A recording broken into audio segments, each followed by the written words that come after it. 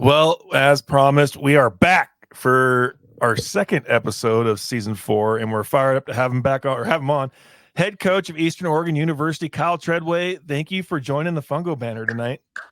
Thank you guys for having me. Excited to be here. Fired up.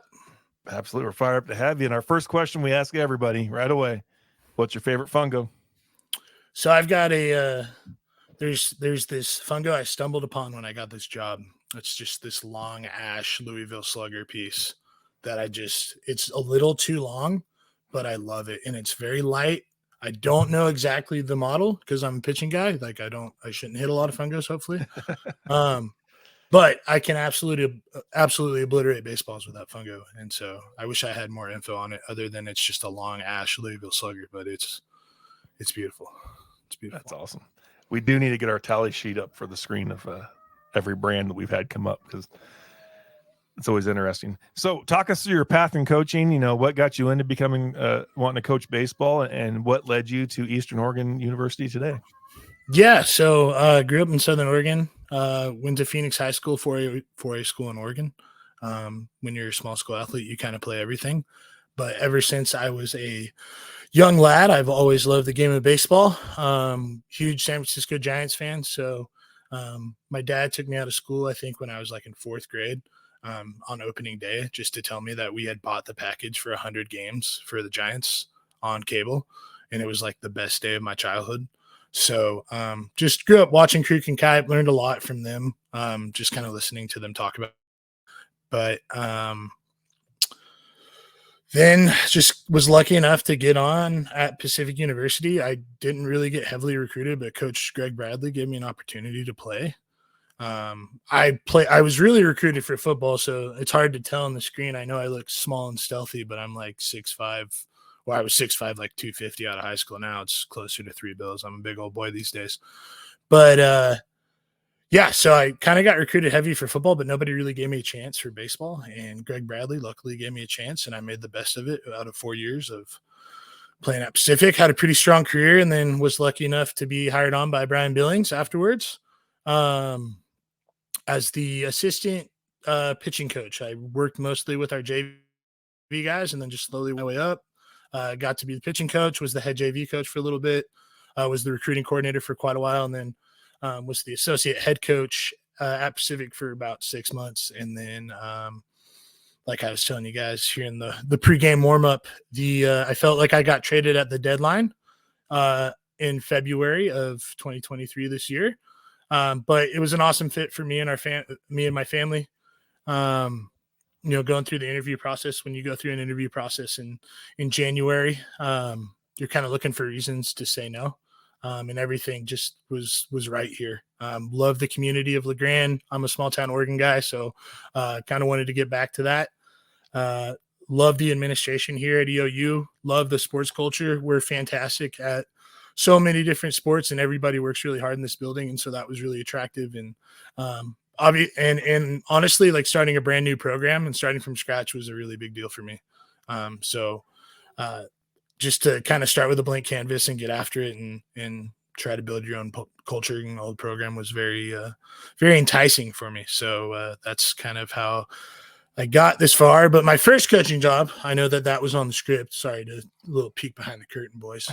But first coaching job, I was a head basketball coach for AAU basketball, 8th grade basketball for Phoenix Talent, like general district, as a senior in high school as my senior project, which was awesome. And we were a small school, so we took some L's, but we were about 500 club. We played hard and we really rebounded. Didn't have a lot of size, but we could play some defense. We were quick. It was fun. It was a good time. So those seem to be always the best times you have coaching, right? Oh, it's unbelievable. Absolutely. Unbelievable. I got to coach my nephew too, which was awesome. And, yeah, it was a good time.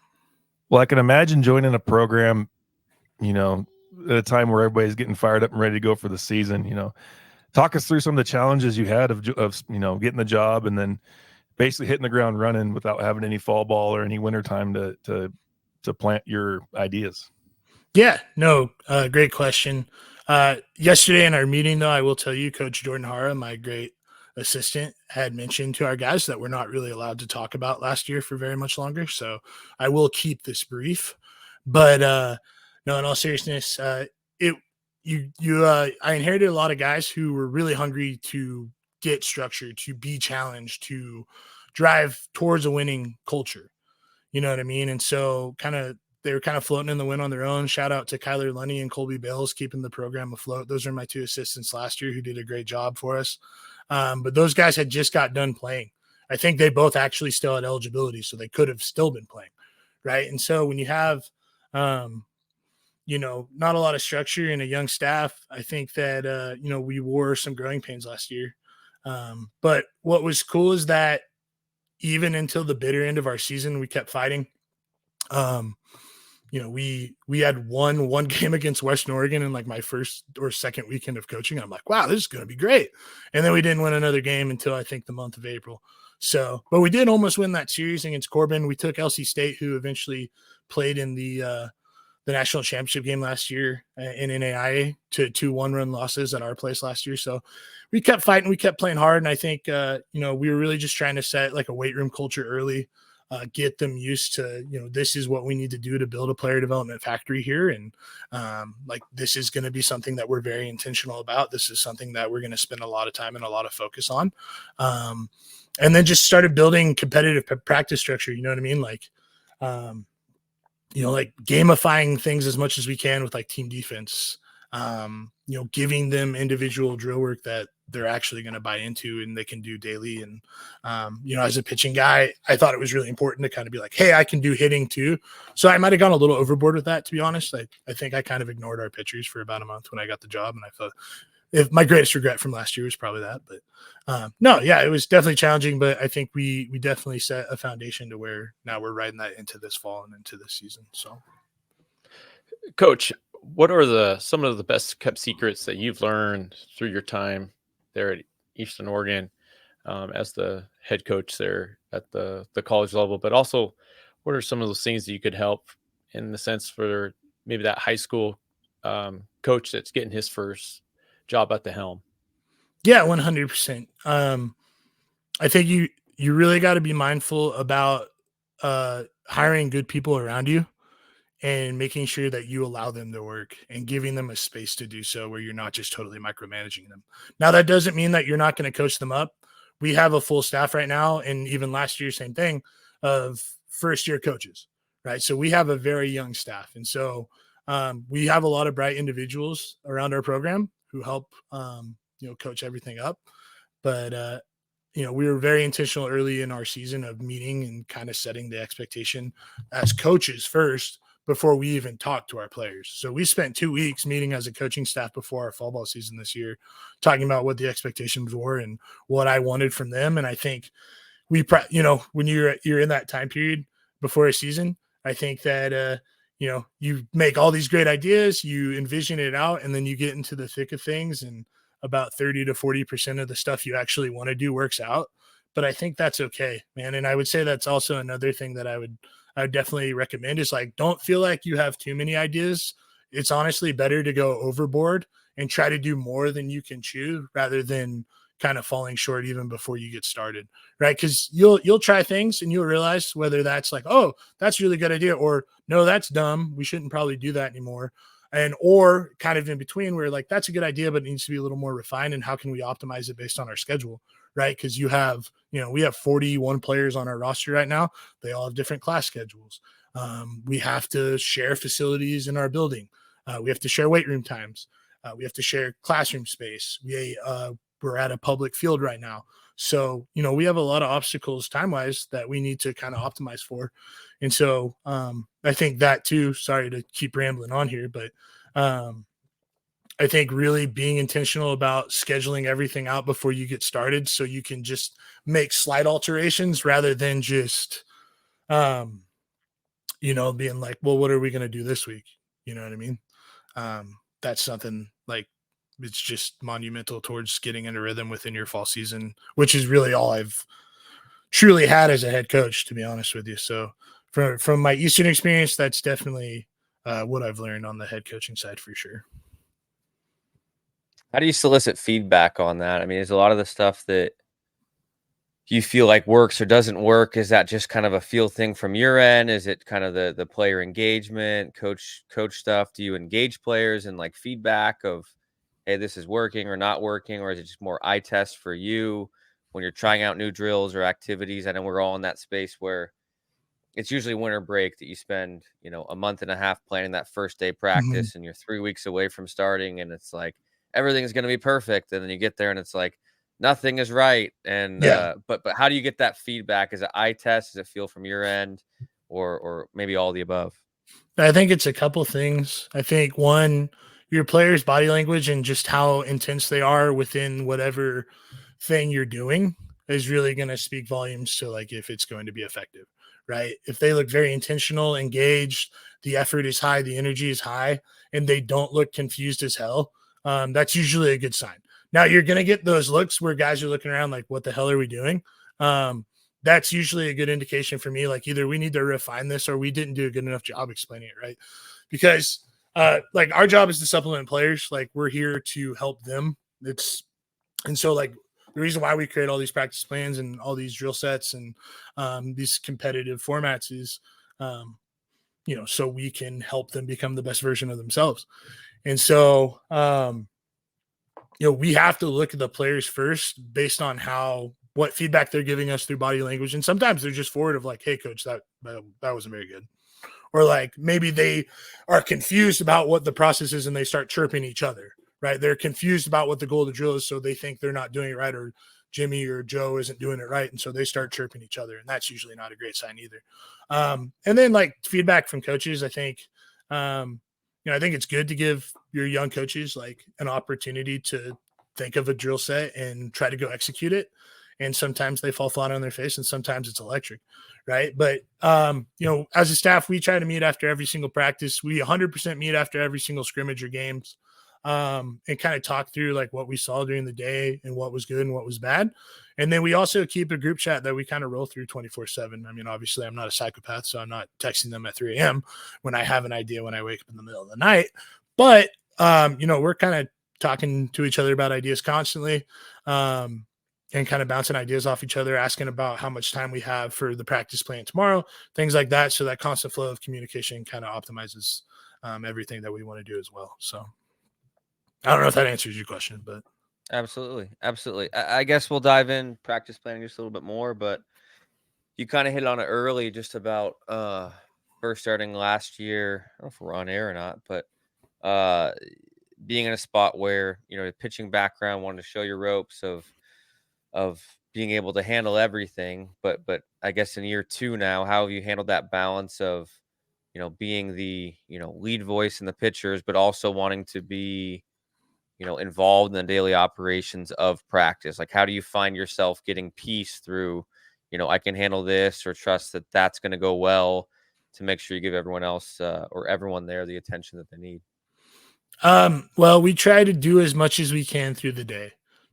So we have everybody's class schedule, and we're able to kind of pull guys out in pockets where they have time. So we can do more small group stuff, whether that's hitting, whether that's pitching. Those are the two kind of areas that we focus on. And honestly, that was the model we used while I was at Pacific as well. Was optimizing our time during the day to make sure that we're getting more small group work in. And especially in the fall where we can be a little more bucketed and a little more individualized, right? So our first week here was straight assessment. So we did hitting assessment, did defensive assessment, we did strength, we did power, we did a functional assessment, and shout out to Jacqueline Morgan, who's a professor here at our school. She kind of helps put that on. But so then after that first week, we sat down with every guy and kind of gave him somewhat of an individualized plan. Obviously, that fits within the confines of the time that we have.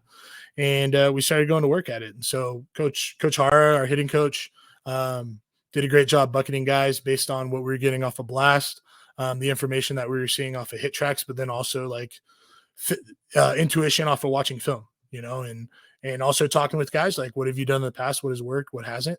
And then so with the hitting side, I kind of know what's going on, but Coach Hara runs the show there. I don't really The day-to-day operation of our hitting practices and what we're doing with our guys, I completely let him run and just kind of check in and make sure everything's kind of going the right direction. And luckily, our other assistants, Justin Duso, Austin Girding, and Garrett Beckman also supplement Hara on the hitting side and help when they can, based on their schedules with work and things like that. But then the pitching side, that gives me the go ahead as we're going through the day to do some small group work, which we took advantage of, especially early in the fall. So we had very specific plyometric drills that we were doing with the plow balls. We did a lot of stuff with the water med balls this year and the water bags. Those are a lot of fun. And even in their catch play, and whether we were teaching them a slider, whether we were teaching them a new changeup grip, trying to develop a sinker, whatever, we were able to have those conversations during the day with those guys. Now, you can't obviously do that every day. You got to still do team defense and have team practices where everybody's together. And so during those days, especially early on, honestly, like I did not give as much attention to our pitchers the first 2 weeks of the fall as I probably needed to. But I had to sacrifice that for the growth of our young coaches and then set the foundation of what our expectation is of the program. And then once that happened, I just let them run and let them go. And, when I'm working with the pitchers in the bullpen, or I'm out in the outfield during catch play, or we're going over to the side field to play catch, I can still see what's going on. I can see what's going on with our players, what the effort is, what the attention to detail is, what is our energy, is our pace good? I can tell those things from across the field. You know what I mean?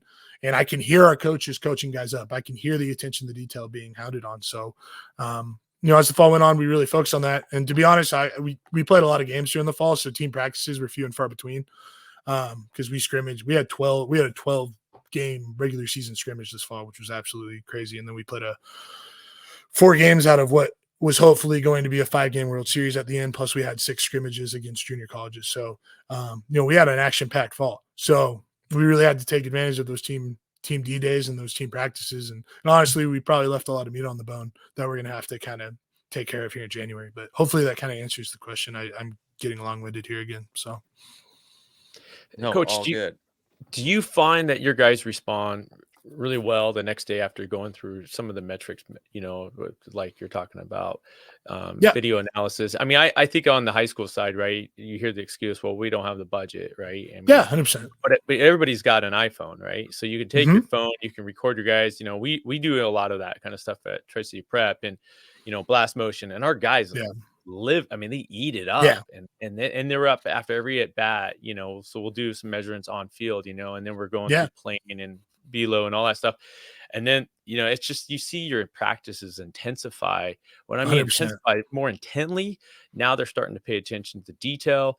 And it's just a whole different approach as the season goes along, as we get more plugged with that. So do you see the same at the college level with your guys? Yeah, 100%. Like it's a unit of measurement at the end of the day, right? Like we're able to measure growth one way or the other. And the blast metrics are great. Like they kind of paint a picture a little bit, and we kind of have to connect the dots also with film and some of the batted ball profile stuff off of hit tracks. And obviously not everybody has hit tracks. We got hit tracks this year, so we're still kind of breaking ground with it as well. Honestly, we probably use it more for playing like 2-strike hitting games or like situational hitting games at like Fenway Park more than we actually are like pulling the data to talk about batted ball profiles. But we hit inside a lot. So we got to make it as fun as possible. But yeah, no, I think when you tell the guys like, hey, this is where you're at now, and this is where we expect you to go because of A, B, and C in the programming, and we're going to measure it through blast, through obviously like watching you play the game and going through your at-bats. But, we're statting everything on game day. We're statting everything that we can at practice. Obviously, we're low on manpower, so it's not perfect, but we have all the blast information, and we're able to really track bat speed and see if guys are improving based on whatever buckets we're putting them in. And so like that increases the buy-in to everything that we're doing.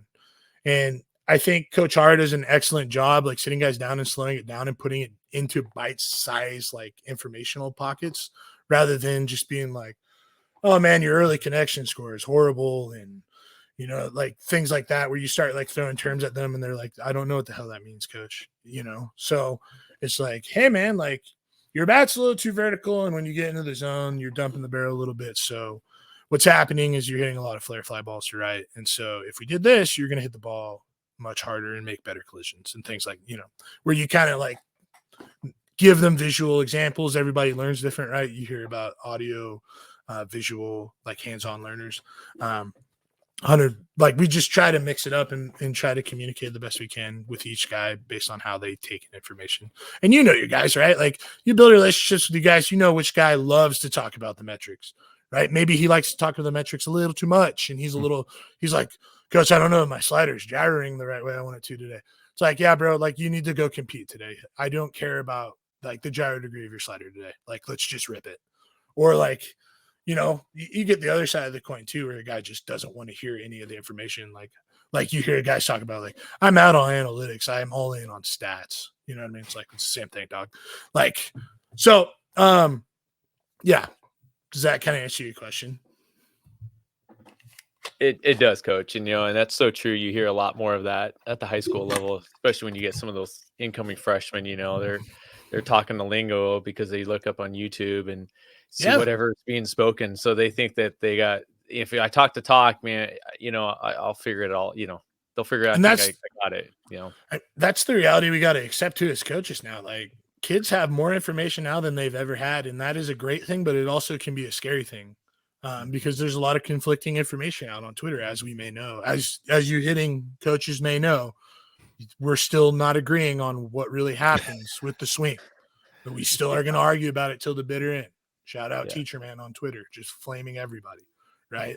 So like, I mean, that's the thing is like kid gets down a rabbit hole on Instagram and he's like, well, all of a sudden, like his back foot's open and, he got his hands up here or whatever. And it's like, what are you doing? Well, dude, this guy on Instagram rakes like this, so I'm going to try it. Which I think there's something to be said for experimentation, but it also can get real dangerous. So, yeah. Everything I keep hearing and keep going back to, and how the programs run for you, and it just goes back to the word trust for me. Within your coaching staff, with your players, and the open line of communication is probably the key. But what are you doing? I guess it's different for high school guys versus college because we have to really get our guys, but you're actually getting guys that want to play baseball, but keep building that so that when you are out there pitching or doing pitching drills, and obviously you trust your assistant coaches, but getting everybody so that practice and row can go so smoothly and still get better each and every day. How are you building that with your squad?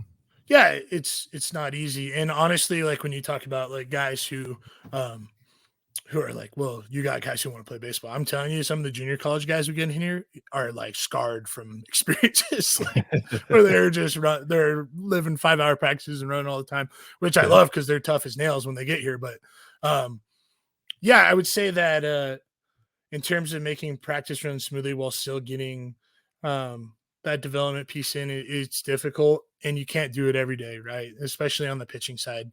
I mean, that's the thing that I envy about softball is like they can work on pitching craft on a regular basis because the rotator cuff is built to do so.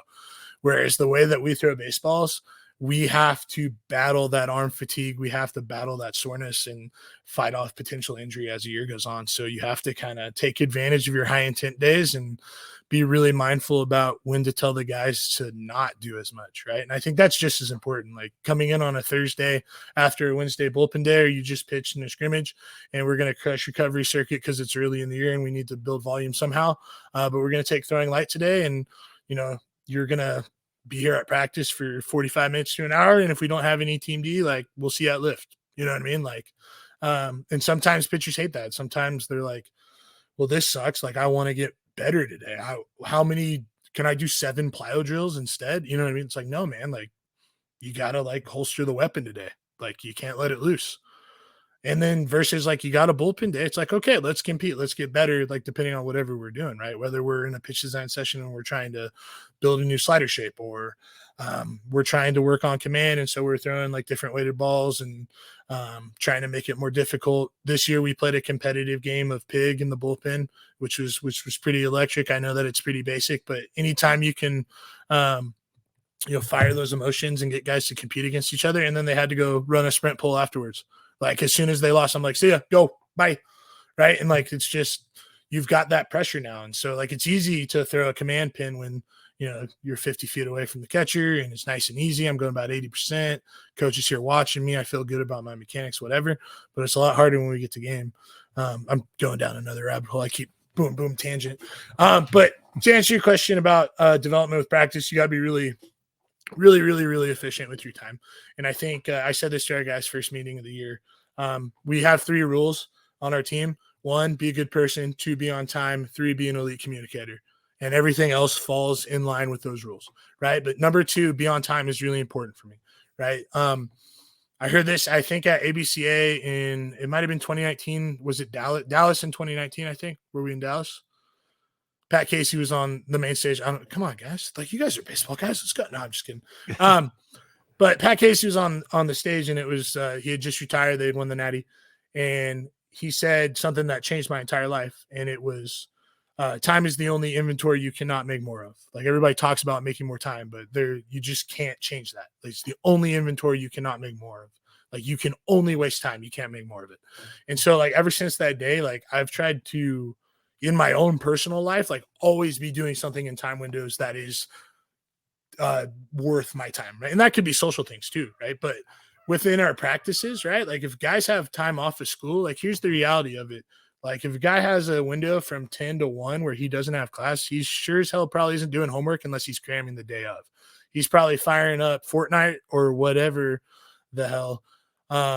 And he's probably not really doing much in terms of academics, right? The reality of it is our guys do a lot of their stuff at night in terms of homework. So when we have those windows of opportunity to get work done, we want to utilize those windows. So is it demanding for our guys day to day? Yeah, 100%. But do they know what's coming each and every day? Yeah, we try to do our best to do that so they can schedule out their time. And we run efficient practices. Like, we're not at practice for 5 hours. We're there for about an hour and a half to 2 hours every single day. Okay. And so we might have a little bit of individual time for our defense. We might have a little bit of base running mixed in. We might have a team defense drill, but we're like bang, bang, bang. And when it's on the practice time that, hey, we're done with this at 3, and when we're at 3:30, this is what's happening. That's what's going to happen. Right. And so our coaches have to be efficient in their time windows. They have to plan practice really well when they have that individual time. And so we're taking advantage of our time windows the best we can while still respecting the fact that we have student athletes in the building that need to get out and need to go do some things. And especially we do our team lifts at 5 p.m. Right. And we're trying to lift 3 days a week during season. So again, and we're running some study halls and doing some other stuff. So, I mean, it's definitely a grind, but so long as you communicate really well with your players, and that's something we still need to get better at, it really helps kind of get that individual development itch, but also take care of the team stuff as well. I'm getting long-winded again.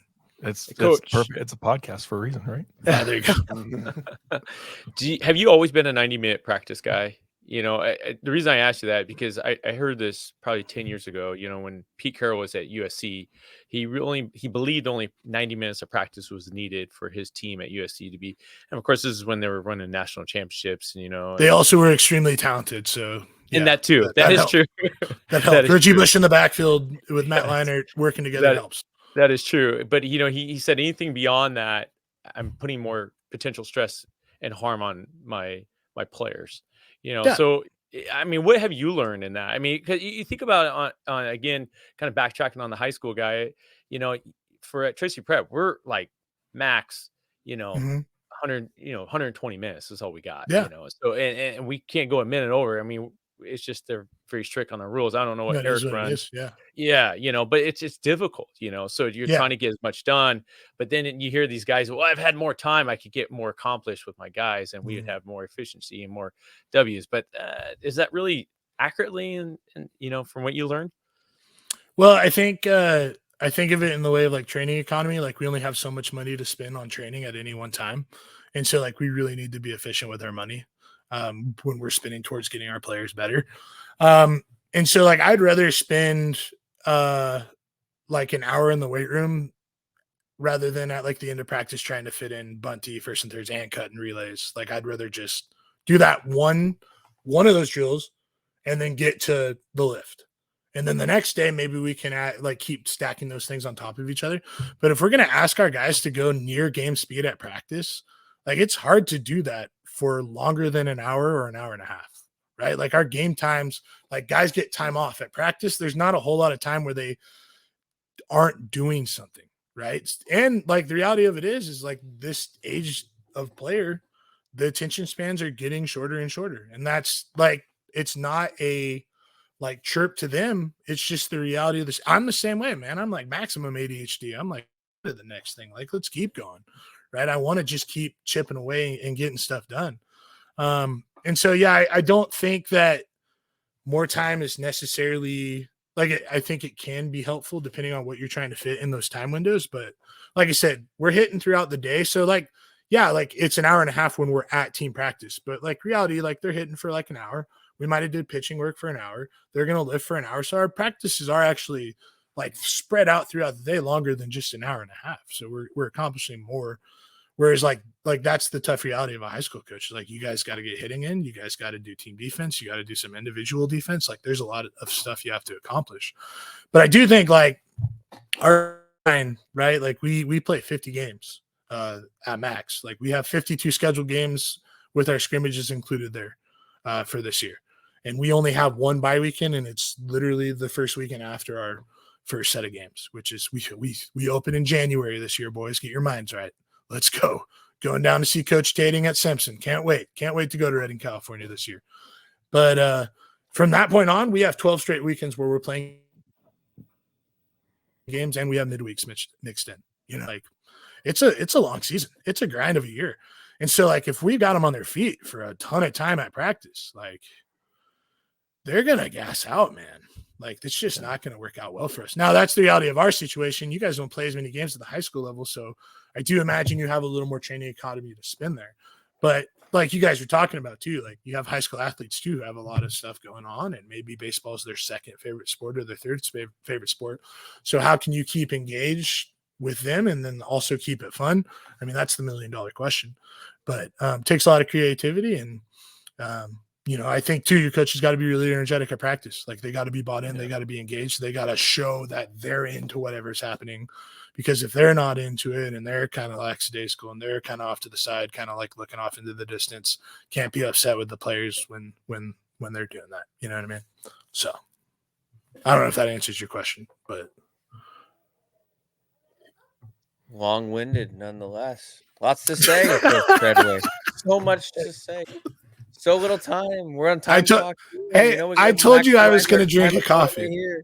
I told you I was going to drink a coffee. You know how that goes for me. You've been in enough hot subs with me to know where this goes. Okay. I don't want to hear it. Is that an 8-cup make, or what do you got? Oh, I just got, it's just whatever the K cup, whatever the 10 ounce K cup is. I just plop it in. I don't think much about it. We just put it in, we drink it. We don't put cream or sugar in there. We're just all black. Let's go. Straight black. We got to watch the calories, right? We got to be conscious of the calories. Thank you. That's like we talked about 6'5", 300. That's a lot. You don't see a whole lot of 6'5", 300 guys walking around at 80 years old. I mean, I got to figure it out at some point. People in general. No, I'm just being honest, Kelly. Like it is what it is, man. I'm trying to make it as long as I can in this life.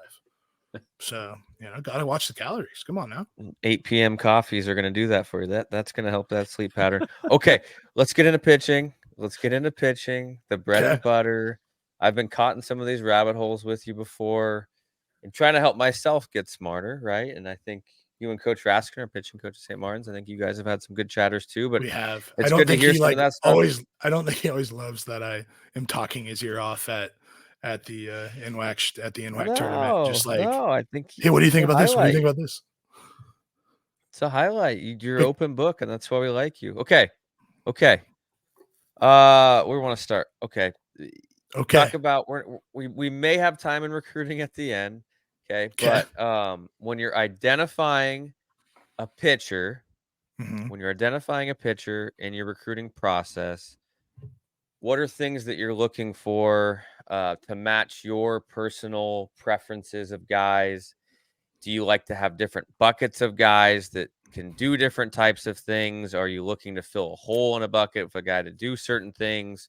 What are some absolutes that you look for in a pitcher that you feel like have to come in as a collegiate athlete to be able to be successful?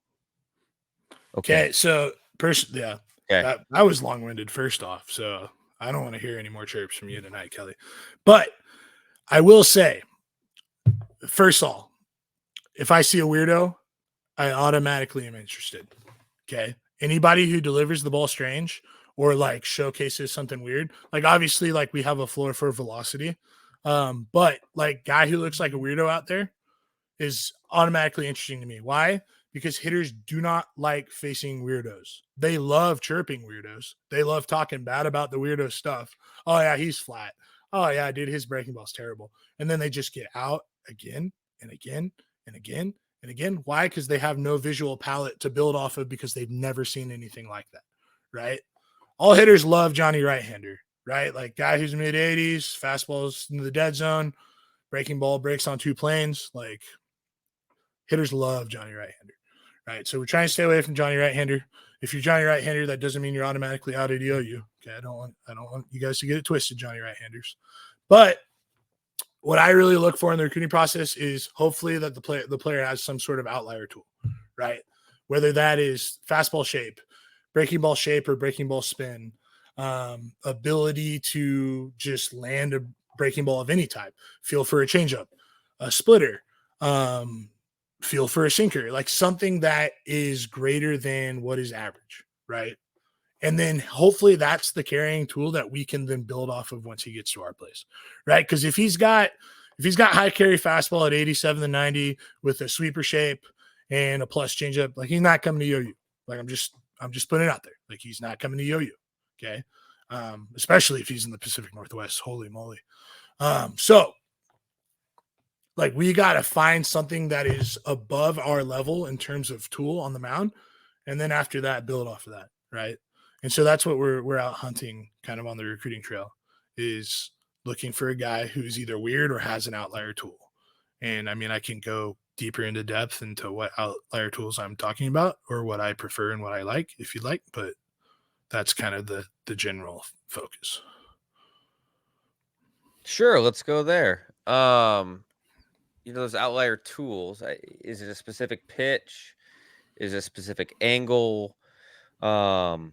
Just talk about some of the, maybe just give some examples of some guys that you've brought in that have been successful, or whether Pacific or now, but guys that have been successful that, weren't that profile of the high end everyone's going after, that you found a guy with an outlier tool.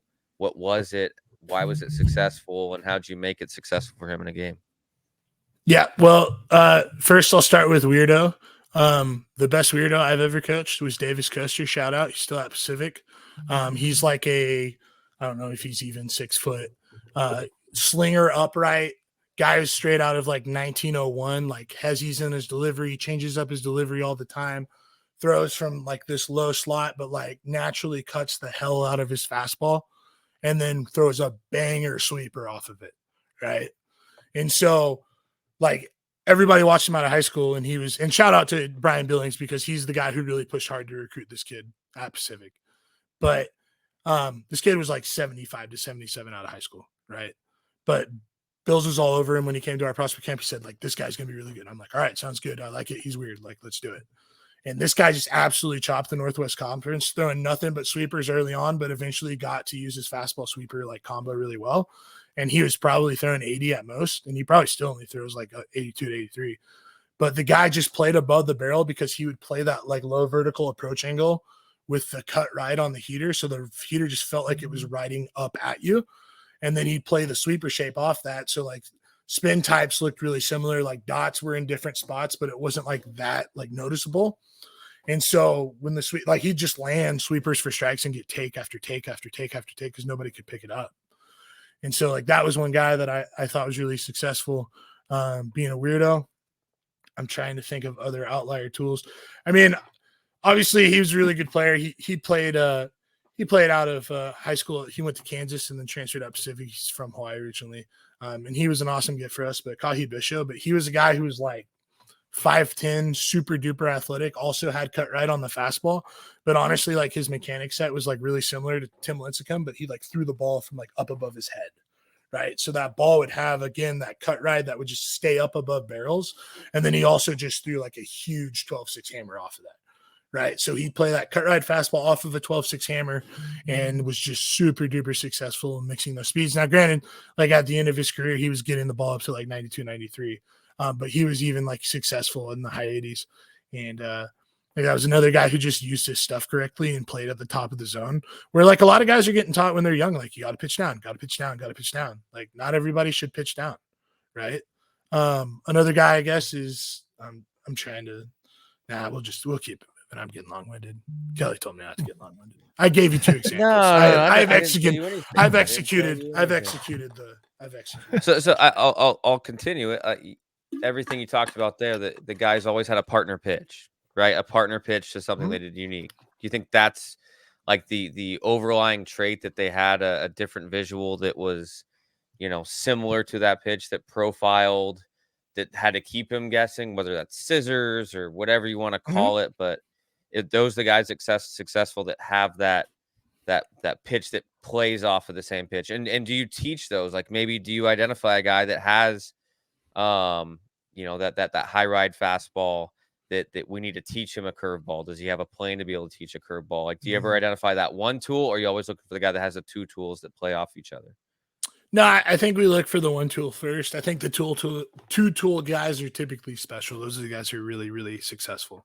But like, for example, right now we have a guy at EOU named Shane Sinclair who just rips sweeper after sweeper after sweeper after sweeper. His fastball is like 84 to 86, but like he chopped all fall for us because he's just a high volume sweeper guy. And then like his fastball, there's nothing special. He just recently learned a 2-seam grip, but he's good at moving it in and out. And so he's almost like just using that fastball as an off-speed pitch for him and just throwing that primary slider, sweeper, whatever you want to call it. And then once we feel like guys on that, we flip to the next. And like the cool thing is calling for him, like he's got to change up too. It was okay in one of his outings against lefties. It's something that we're still trying to develop.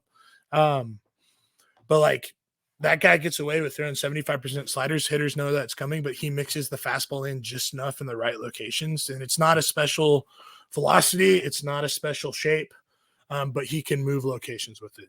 And like, sometimes that's just enough. You know what I mean?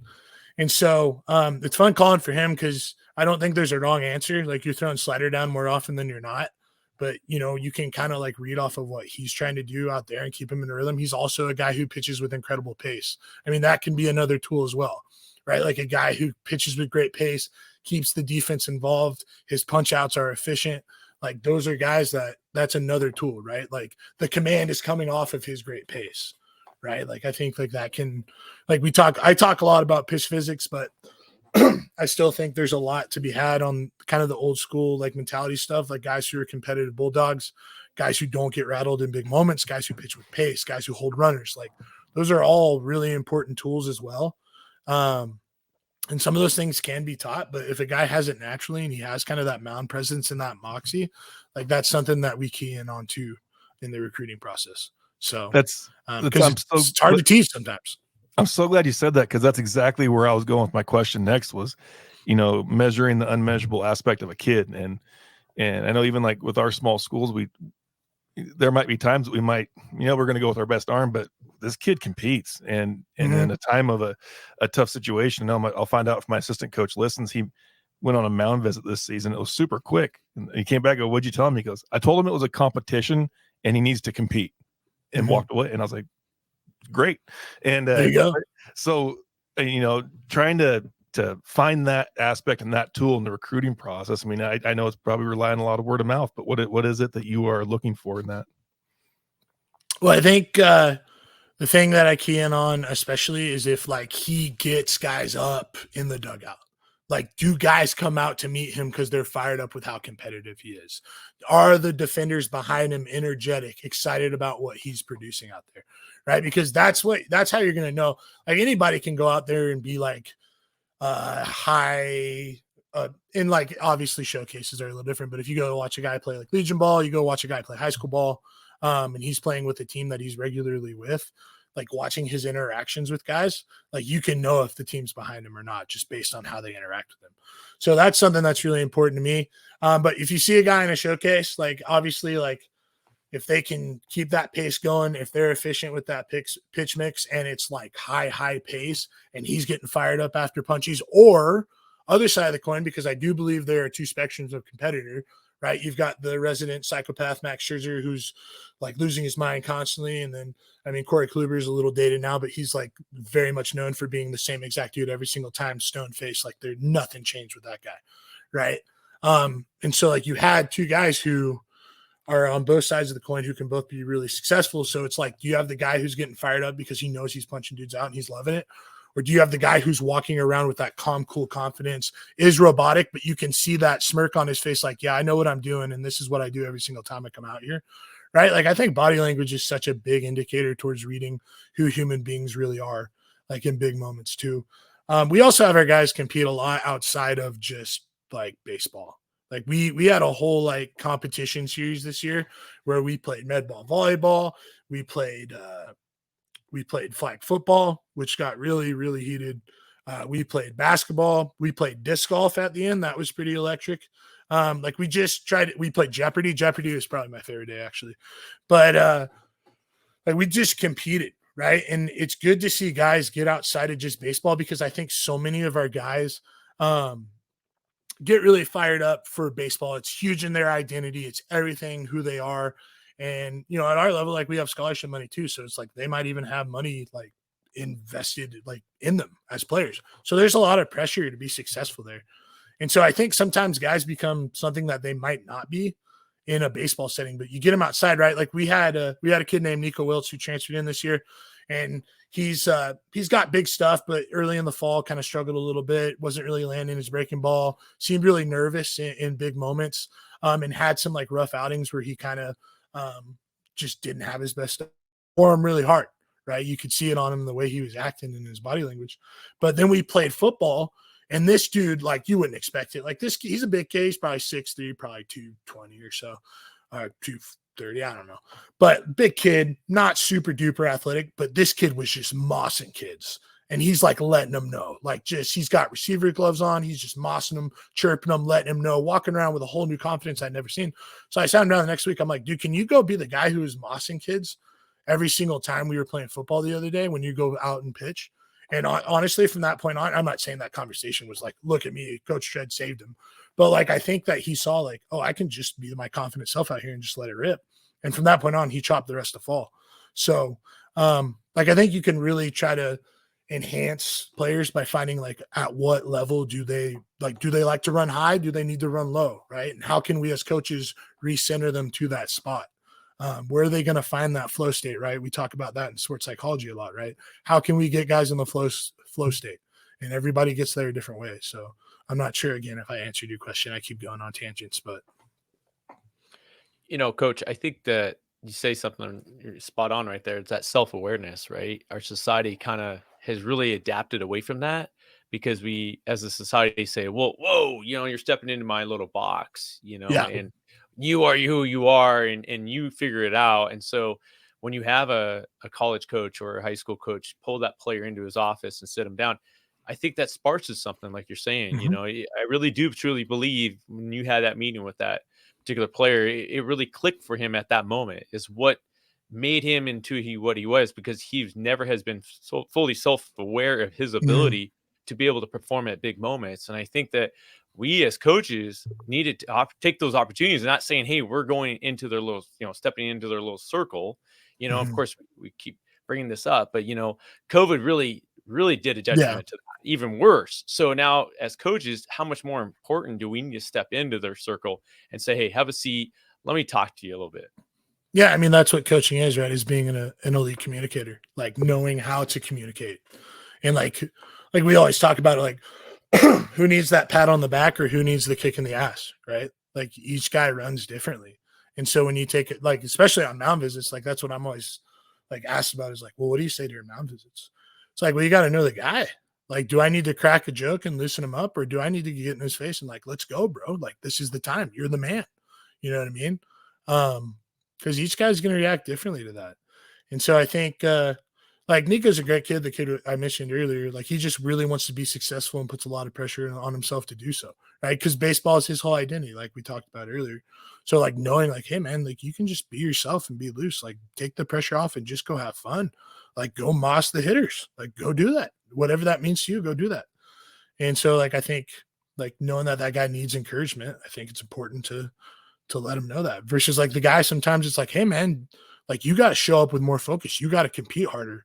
Like some guys need that too. Right. So just kind of knowing that, I think that's a huge part of like getting to know your guys, building those relationships to where they start trusting you. Like we were talking about earlier, Eric, like that trust is massive, like across the program.